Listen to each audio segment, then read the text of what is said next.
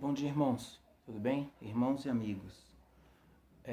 Gostaria de falar hoje a respeito de um texto muito conhecido que fica no Evangelho segundo Mateus, capítulo 19, do versículo 16 ao versículo 26. Esse mesmo evento ele está registrado em outros evangelhos.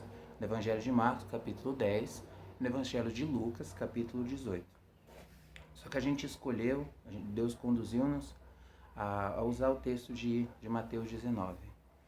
Mateus 19, do versículo 16 ao versículo 26, que diz assim: Eis que alguém, aproximando-se, lhe perguntou: Mestre, que farei eu de bom para alcançar a vida eterna? Respondeu-lhe Jesus: Por que me perguntas acerca do que é bom? Bom, só existe um. Se queres, porém, entrar na vida, guarda os mandamentos.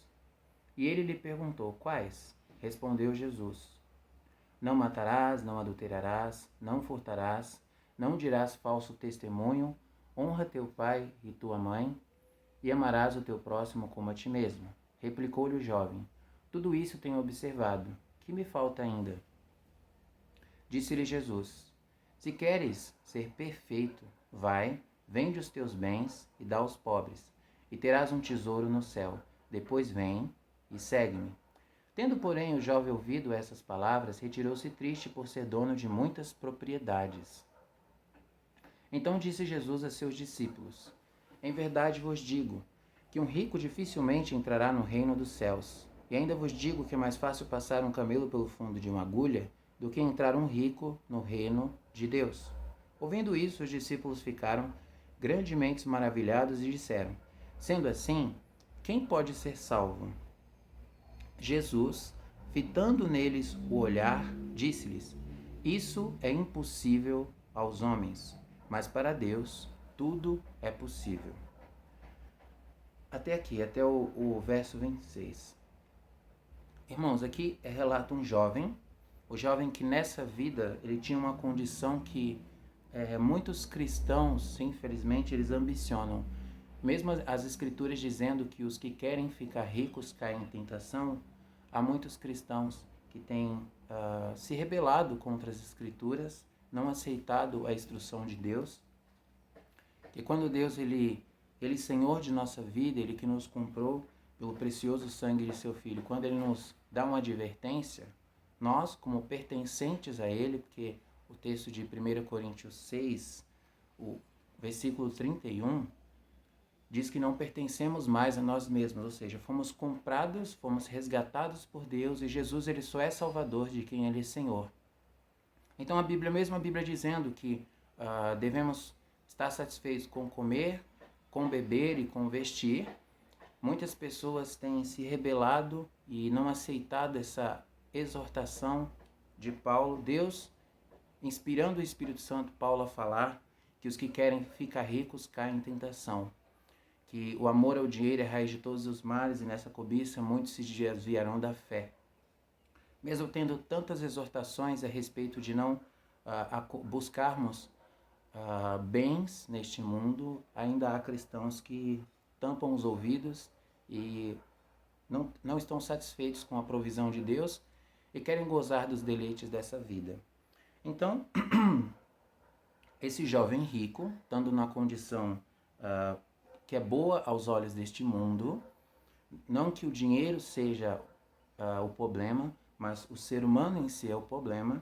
Então, Deus ele traz essa advertência para que o homem não venha, os que querem ficar ricos caem em tentação, ou seja, porque nós somos pecadores, então a condição financeira alta não é benéfica por conta de sermos pecadores. Agur, em Provérbios 30, ele fala: Deus, eu te peço algumas coisas, não lembro se ele fala duas, que ele vai citar mais coisas além do que eu estou dizendo.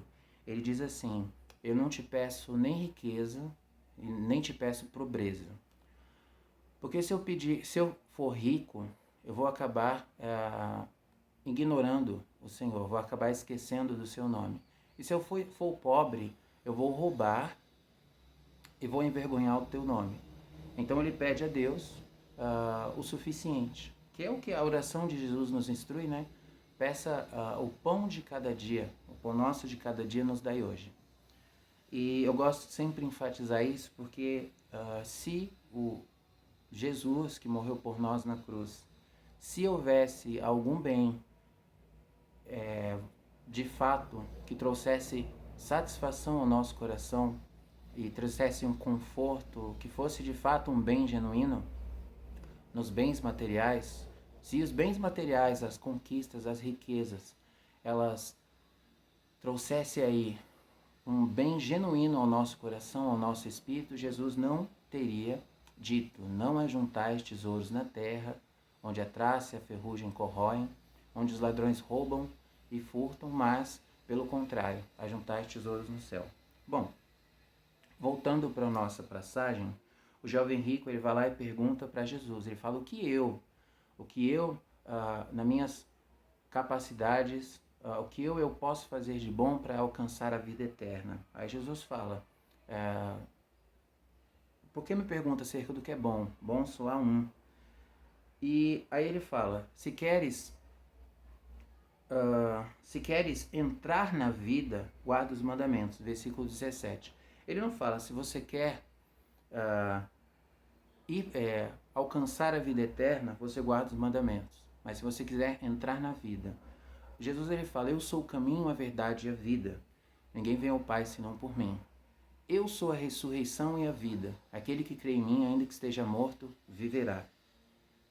Então, Jesus ele fala, aquele que quer entrar na vida, ou seja, aquele que quer vir pelo único caminho que conduz a Deus, guarde os mandamentos. Ele vai deixar isso muito claro depois que ele falar os respectivos mandamentos. Aí o jovem rico vai perguntar quais? Ele vai falar, não matarás, não adulterarás, não furtarás, não dirás falso testemunho, honra teu pai e tua mãe e amarás o teu próximo como a ti mesmo. Irmãos, honra teu pai e tua mãe, não furtarás, não matarás, não adulterarás, não dirás falso testemunho. Você encontra essas descrições, estes mandamentos, tanto em Êxodo 20, que tem os 10 mandamentos, como em Deuteronômio 5, que repete os 10 mandamentos. Mas amar o teu próximo como a si mesmo não faz parte dos 10 mandamentos. Ele está em Levíticos 19 e 18. E tanto esse quanto o outro, que é os 2 grandes mandamentos. Tem em Marcos capítulo 12, fazendo uma rápida observação, Marcos capítulo 12, vão perguntar para Jesus quais são os grandes mandamentos. E os 2 grandes mandamentos, eles não estão entre os 10, tá? Marcos capítulo 12, versículo 28 ao versículo 34, que diz assim, chegando um dos escribas, tendo ouvido a discussão entre eles, vendo como Jesus lhes houvera respondido bem, perguntou-lhe, qual é o principal de todos os mandamentos? Respondeu Jesus, o principal é, ouve, ó Israel, o Senhor nosso Deus é o único Deus. Amarás, pois, o Senhor, teu Deus, de todo o teu coração, de toda a tua alma, de todo o entendimento e de toda a tua força. O segundo é, amarás o teu próximo como a ti mesmo. Não há outro mandamento maior que estes. Disse-lhe o escriba, muito bem, mestre, e com verdade disseste, ele é único e não há outro senão ele.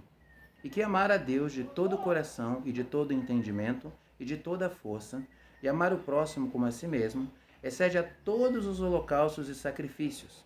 Vendo Jesus que ele havia respondido sabiamente, declarou-lhe, não estás longe do reino de Deus. E já ninguém mais ousava interrogá-lo. Amar o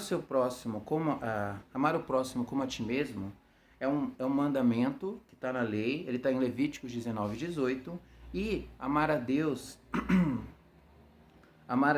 a Deus de todo o coração, de toda a alma, de todo o entendimento e com todas as nossas forças, está em Deuteronômio capítulo 6, versículo 4 e 5, tá? Então Jesus ele fala que quando alguém reconhece que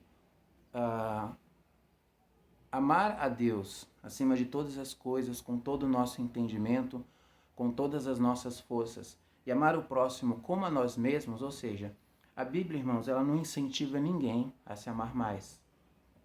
Há uma ideia hoje, introduzida pela psicologia, que você precisa se amar, buscar se amar mais, para depois amar o outro. Isso é uma rebelião contra as Escrituras. Por quê? As Escrituras dizem que os últimos dias serão dias trabalhosos, porque o homem seria amante de si mesmo. Então isso não é algo benéfico. Quando Jesus ele fala que devemos amar o próximo como a nós mesmos, é porque já nos amamos demais.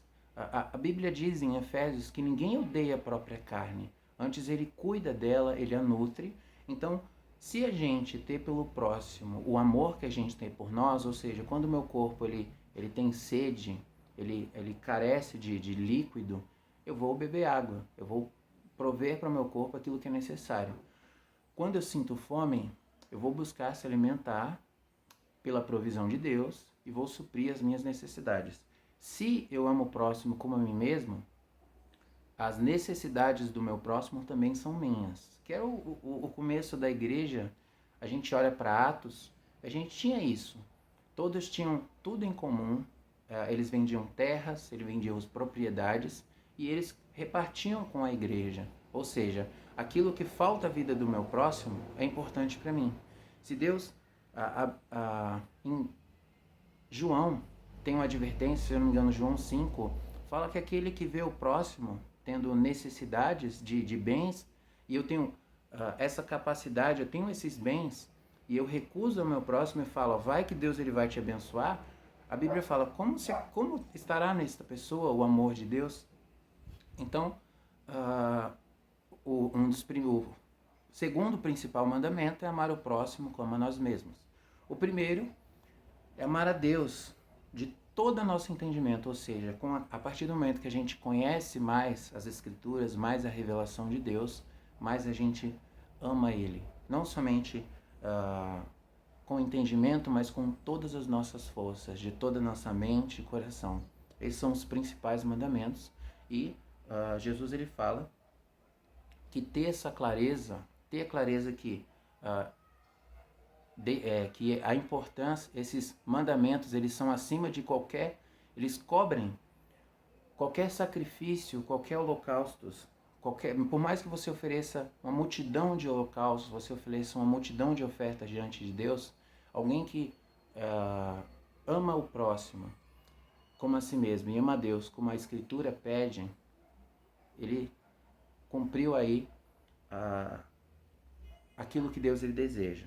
Como está escrito em Romanos, capítulo 13, do verso 8 ao verso 10, que diz assim: Não fiqueis devendo coisa alguma, exceto o amor, com que vos ameis uns aos outros. Pois quem ama o próximo tem cumprido a lei. Pois isto, não adulterarás, não matarás, não furtarás, não cobiçarás. E se há qualquer outro mandamento, tudo nesta palavra se resume: amarás o teu próximo como a ti mesmo. O amor não pratica o mal contra o próximo, de sorte que o cumprimento da lei é o amor. Então aqui deixa muito claro, se eu amo tanto o meu próximo quanto a Deus, eu tenho cumprido a lei. A Bíblia fala também que a lei não é para os justos, mas sim para os injustos. E voltando para a palavra, para a parábola aqui, na verdade não é uma parábola, né? Um evento que Jesus presenciou de um homem que se aproximou dele, um evento que Jesus foi participante e ilustrou aí muitas coisas importantes. Então ele traz isso, depois que ele traz esses mandamentos, Jesus ele diz assim no versículo 20: Replicou-lhe o jovem, tudo isso tenho observado, que me falta ainda? Ele fala, essas coisas que o Senhor compartilhou, eu tenho observado, me falta mais alguma coisa? Para que eu possa herdar a vida eterna, que era isso que estava na mente do jovem rico. Então o que o jovem rico afirmou para Jesus que tinha feito? Ele fala, eu não matei, eu não adulterei, eu não furtei, eu não testemunhei falso a respeito de ninguém, eu honrei o meu pai e a minha mãe, e eu tenho amado o meu próximo como a mim mesmo. Então essas coisas o jovem afirmou que tinha feito. Jesus ele vai lá e diz assim, Disse-lhe Jesus, versículo 21, disse-lhe Jesus: se queres ser perfeito, vai, vende os teus bens e dá aos pobres, e terás um tesouro no céu. Depois vem e segue-me. Fica claro aqui que Jesus ele não fala, depois você já alcançou a vida eterna praticando isso. Jesus ele fala, depois que você praticar essa ação, depois que você vender tudo que você tem e você dá aos pobres, você vai ter um grande tesouro no céu. A Bíblia fala, juntar tesouros no céu. Então essa prática do jovem rico, ela ia resultar num grande tesouro no céu. E depois ele fala, vem e segue-me. Em resposta a isso, ao que acontece? Tendo, porém, o jovem rico ouvido esta palavra, retirou-se triste, por ser dono de muitas propriedades. O jovem rico, depois que Jesus ele confronta ele, falou, te falta uma coisa só. Você pega todas as suas propriedades, todos os seus bens, você vende aos pobres e você terá um grande tesouro nos céus, e depois você vem e me segue. O jovem ficou triste e ele dá as costas para Jesus e vai embora. Irmãos, a Bíblia foi o que eu disse no início, eu volto a repetir. Há o nome dessa parábola aqui, depois que ela termina, na minha Bíblia está escrito assim, no versículo 23 em cima, o perigo das riquezas. A Bíblia fala que a gente não pode servir aos dois senhores.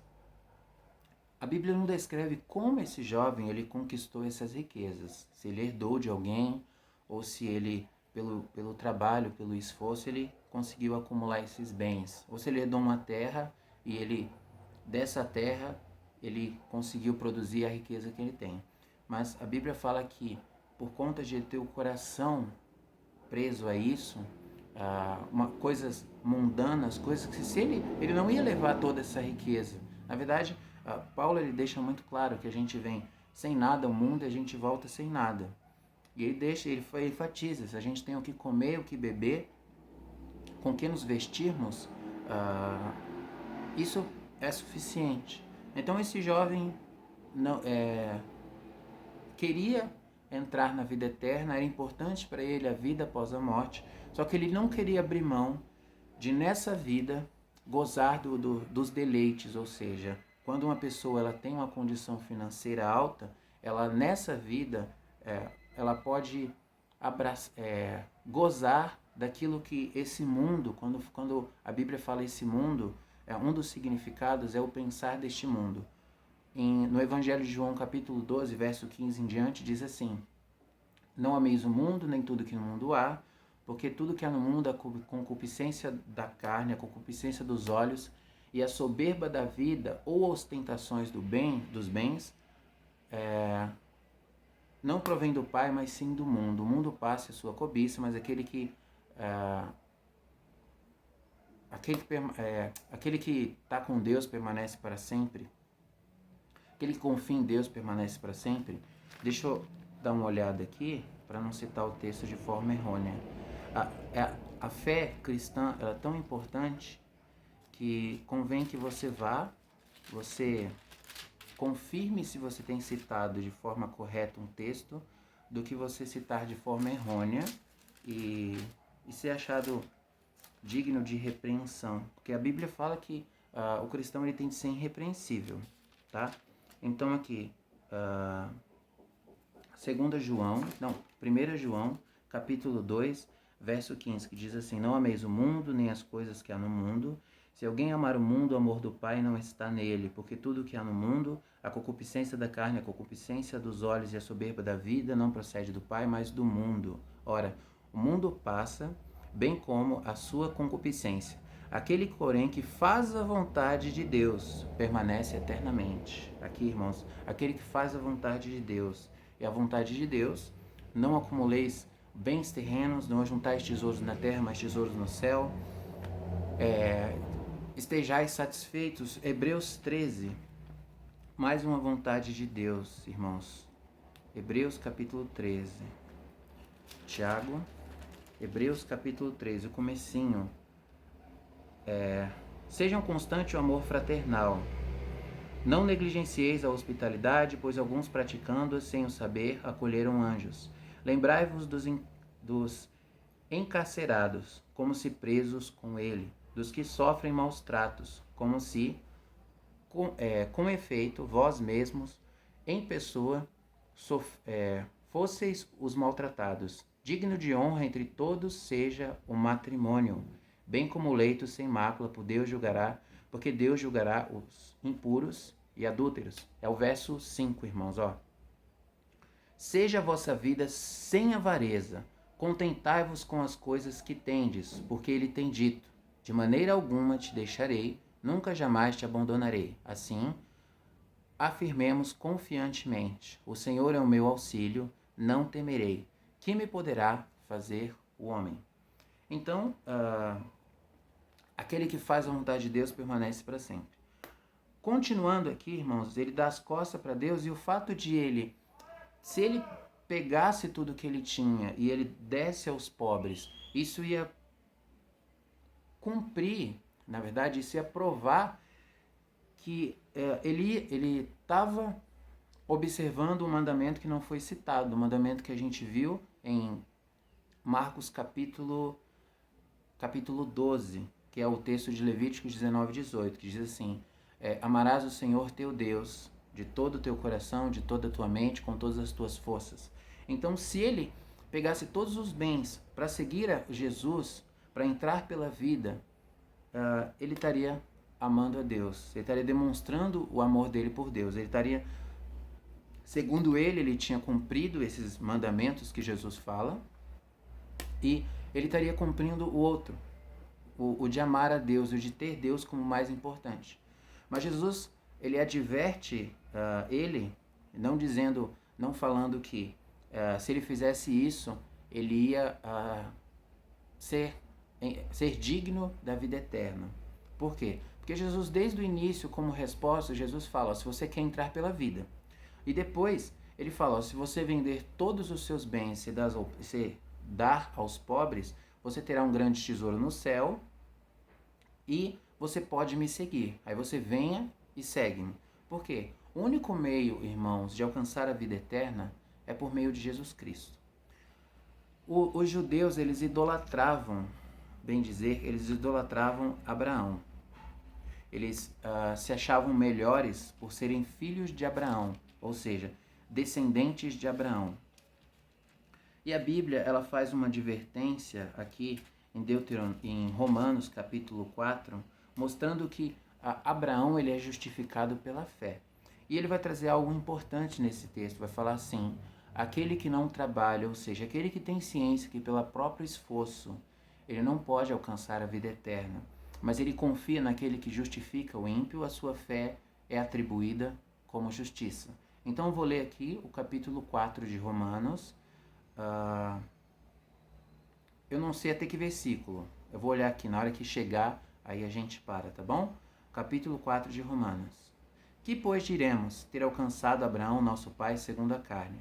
Porque se Abraão foi justificado por obras, tem de que se gloriar, porém, não diante de Deus. Fazendo um rápido contraste, a Bíblia fala, pela graça sois salvos, mediante a fé. Isso não por obras, mas mediante a fé. Isso não vem de vós, é dom de Deus, não vem pelas obras para que ninguém se glorie. Se Abraão o texto fala, se Abraão tivesse alcançado a salvação pelas obras, ele teria motivo de se gloriar, mas a Bíblia fala que a salvação, ela exclui qualquer glória para o homem. A salvação, ela concede glória unicamente a Deus. Aí o verso 3. Pois que diz a Escritura? Abraão creu em Deus e isso lhe foi imputado para a justiça. Aí a parte que eu citei. Ora, o que trabalha, o salário não é considerado como favor, e sim como dívida. Mas, ao que não trabalha, porém crê naquele que justifica o ímpio, a sua fé lhe é atribuída como justiça. É assim também que Davi declara ser bem-aventurado o homem a quem Deus atribui justiça, independentemente de obras. Bem-aventurado aquele as iniquidades são perdoadas e cujos pecados são cobertos. Bem-aventurado o homem a quem o Senhor jamais imputará pecado. Até aqui, irmãos. Então, o que está dizendo o texto? Está dizendo que Abraão, ele foi justificado mediante a fé, e aquele que tem ciência que a própria capacidade ele não pode alcançar a vida eterna, como o texto ele vai dizer claramente, mas ele confia naquele que justifica o ímpio, a sua fé é atribuída como justiça. No mesmo capítulo 4 de Romanos, o versículo 25, vai dizer, depois de falar a respeito dessa salvação, vai dizer para que Deus seja justo e justificador de todo aquele que tem fé em Jesus. Ou seja, ele punindo Jesus Cristo, ele é justo. Fala aqui, Deus fez daquele que não tinha pecado o próprio pecado para que nele nos tornássemos justiça de Deus. Então, aquele que deposita sua fé em Jesus Cristo, a justiça de Jesus Cristo que morreu por nós, experimentou a morte por nós, como diz Hebreus 3, ele experimentou a morte por nós, e assim como ele ressuscita dentre os mortos e a morte não tem mais domínio sobre ele, nós, mediante a fé nele, o nosso velho homem, ele morre e renasce um novo homem gerado pelo Espírito Santo, e o pecado não tem mais poder sobre ele. Tá bom? Continuando aí a parábola, no versículo 23, Jesus vai dialogar com os seus discípulos a respeito da dificuldade extrema de um rico. Nos outros evangelhos vai deixar claro que isso não é porque ele é rico, mas é porque ele confia nas riquezas, ele tem um coração nas riquezas. Porque Paulo ele vai advertir acerca dos ricos cristãos, para falar que eles sejam ricos de boas obras e eles não venham em confiar na estabilidade das riquezas. Então isso aqui de forma alguma está dizendo que alguém que é rico, ele já está predestinado ao inferno, pré-ordenado ao inferno, mas que aquele que tem um coração às riquezas, aquele que serve às riquezas, ele não pode ter dois senhores. Então, ele não pode ter Deus e continuar servindo as riquezas, continuar com o jugo das riquezas sobre seus ombros. Então, o versículo 23 continua. Então disse Jesus a seus discípulos, em verdade vos digo que um rico dificilmente entrará no reino dos céus. E ainda vos digo que é mais fácil passar um camelo pelo fundo de uma agulha do que entrar um rico no reino de Deus. Fazendo um rápido contraste, tem uma ideia que se introduziu na igreja, que isso aqui está dizendo que tinha uma porta chamada porta da agulha, e que os camelos, para entrar por essa porta, eles tinham dificuldade, que eles tinham de se abaixar. Irmãos, não existe nas escrituras uma porta chamada porta da agulha. Não existe. E no livro Entendes o que lês, neste livro, eu não separei para mostrar para os irmãos, mas talvez eu até coloque na descrição depois. Neste livro vai mostrar de onde surgiu essa mentira. Um homem um religioso, que ele pregava, ele introduziu isso à igreja, e pessoas que ainda têm se rebelado contra o mandamento de não ajuntar tesouros na terra, mas sim no céu, elas utilizam essa farsa, essa mentira, para poder dizer que a pessoa pode buscar riquezas, mas para o rico é um pouquinho mais difícil entrar no reino de Deus, porque era um pouco mais difícil para o camelo entrar por esse buraco, essa porta da agulha que na verdade nunca existiu. Então, versículo 25. Ouvindo isso, os discípulos ficaram grandemente maravilhados e disseram, sendo assim, quem pode ser salvo? Jesus, fitando neles o olhar, Jesus olha diretamente, acredito que Jesus ele olhou dentro dos olhos dele, e Jesus ele disse assim, isto é impossível aos homens, mas para Deus tudo é possível. Irmãos, ninguém pode justificar a própria alma. Ninguém pode, pelas obras, alcançar a vida eterna. A vida eterna é um dom gratuito de Deus. Mas aí os irmãos perguntam, mas então se eu crer em Jesus, então eu posso continuar vivendo para o mundo e mesmo assim eu sou salvo só porque eu criei? Porque a Bíblia fala que é só pela fé, não é pelas obras.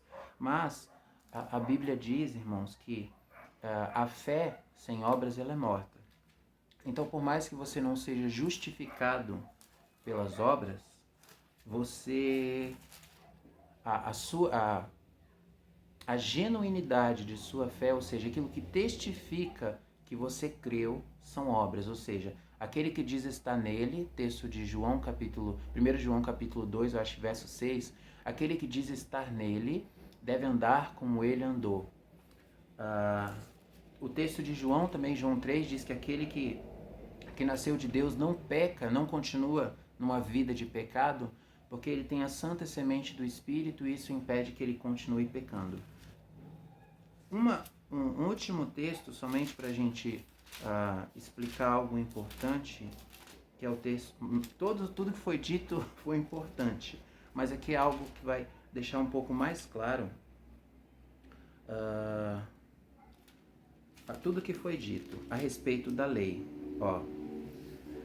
O versículo 8, o capítulo 8 de Romanos, tá?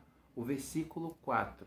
Vai dizer assim, capítulo 8, versículo 4. Só que eu acho importante sempre ler alguns capítulos anteriores para não ficar confuso. Agora, pois, já nenhuma condenação há para os que estão em Cristo Jesus, ou seja, porque a lei do Espírito, aqueles que estão em Cristo Jesus, os crentes, os que receberam o perdão mediante a fé em Jesus Cristo. É o versículo 2.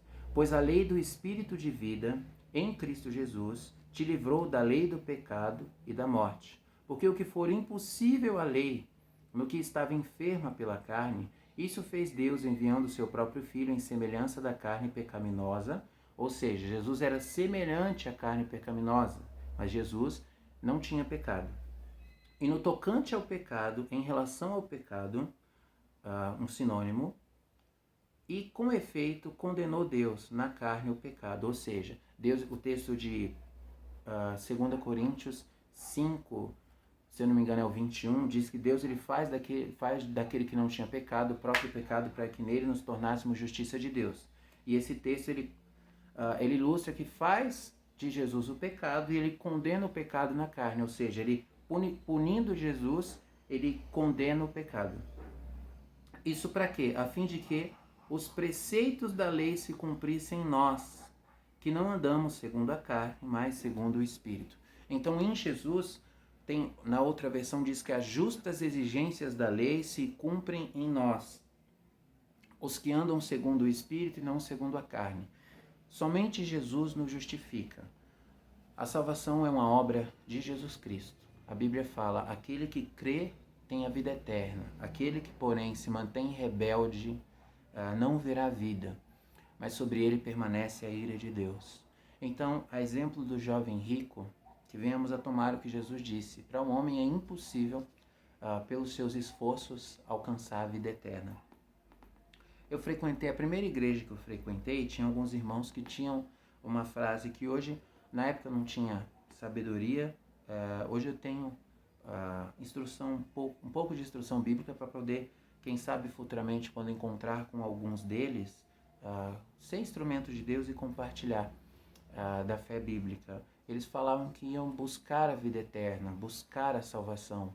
E a Bíblia, olhando para as Escrituras, uma pessoa que sai para ir, seja para um monte, seja para um culto, seja que tenha esse pensamento em sua vida, uma pessoa que vive buscando a vida eterna, é uma pessoa frustrada. Porque o único meio pelo qual Deus ele justifica ímpios é mediante Jesus Cristo. Jesus ele fala assim, não são os sãos que precisam de médicos e sim os doentes. Eu não vim chamar justos, mas sim pecadores ao arrependimento. Então que venhamos propagar a fé cristã, propagar o Evangelho, que é um Evangelho de fé. A Bíblia fala que a gente somos transformados de fé em fé, de glória em glória. Fala que o justo viverá pela fé. Hebreus 11 diz que pela fé os homens alcançaram grandes testemunhos e pela fé oferecemos louvores agradáveis a Deus pela fé em Jesus Cristo.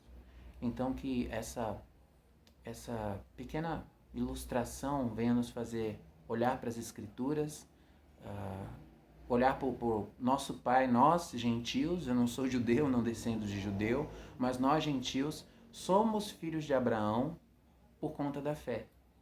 Que a Bíblia tem essa ideia de atribuir como pai alguém que nós levamos as características, ou seja, todo aquele que tem a fé de Abraão, ele é chamado de filho de Abraão. Mas a Bíblia fala também dos filhos de Abraão segundo a carne, que são os hoje judeus. Claro que a gente não tem como, a Bíblia não distingue mais, porque em Jeremias fala que Deus não vai ter mais tribo, não vai ter mais o povo do norte, que é Israel, e o povo do sul, mas ele vai fazer de um só, ele fez de um só povo, ou seja, hoje só existe os judeus, que são Israel, e são os descendentes físicos de Abraão. Então, irmãos, que a gente venha olhar para as Escrituras, ter uma vida baseada nas Escrituras, não confiar no homem, não confiar em teologias no sentido de teologias formadas, escolas, que a gente não venha escolher uma escola teológica formada pelo homem, porque a Bíblia deixa muito claro que nós cristãos, a gente deve buscar uma unidade de fé. Mas no judaísmo existia os fariseus, os saduceus, escribas, zelotes, herodianos, e dentro da religião tem essas coisas. Dentro da fé cristã, que não é uma religião, Jesus nunca disse ser uma religião. Ele fala, eu sou o caminho, a verdade e a vida. Então, dentro da verdade de Deus, há uma unidade de fé. Deus, ele não é Deus de confusão. Então, eu tenho certeza, tenho plena convicção e confiança em Deus, que aquilo que Deus ele promete, ele é fiel. Ou seja, ele fala, todo aquele que tem falta de sabedoria, peça a mim, que eu darei. Mas peça com fé, não peça duvidando. Então, que a gente venha nas Escrituras buscar sabedoria, ficar livre de julgos de homens, ficar livre de coisas inventadas por homens, porque por mais que isso tenha algum princípio que pareça bom, tem trazido males à igreja. Pessoas têm ficado presas às suas escolas e não têm ido para as Escrituras. Elas têm crido em coisas formadas por homens, numa estrutura de homens, com textos colhidos a dedos por homens, e há uma briga, a escola de fulano contra a escola de ciclano. Como acontecia aquilo que Paulo ele chama de os que são carnais, uns falavam, eu sou de Paulo, eu sou de Apolo, eu sou de Cefas. Isso é uma... a Bíblia condena essa ação como uma ação da carne. Não é ser espiritual, irmãos. Eu disser, eu sou...